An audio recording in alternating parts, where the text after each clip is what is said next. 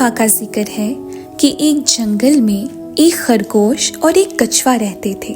خرگوش اپنی تیز رفتاری پر بہت فخر کرتا تھا اور ہمیشہ کچھوے کا مذاق اڑایا کرتا تھا۔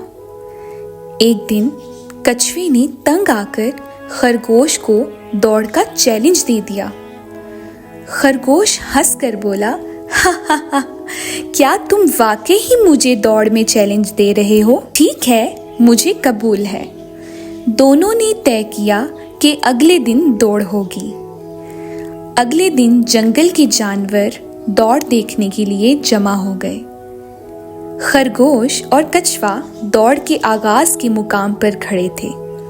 جیسے ہی دوڑ شروع ہوئی، خرگوش تیزی سے بھاگ نکلا اور کچھ ہی دیر میں بہت آگے نکل گیا۔ خرگوش نے دیکھا کہ کچھوا بہت پیچھے ہے، تو اس نے سوچا کہ کیوں نہ کچھ دیر آرام کر لیا جائے۔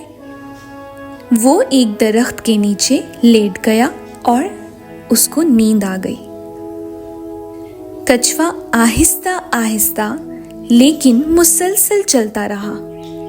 اس نے خرگوش کو سویا ہوا دیکھا، لیکن بغیر رکے اپنی منزل کی طرف بڑھتا رہا۔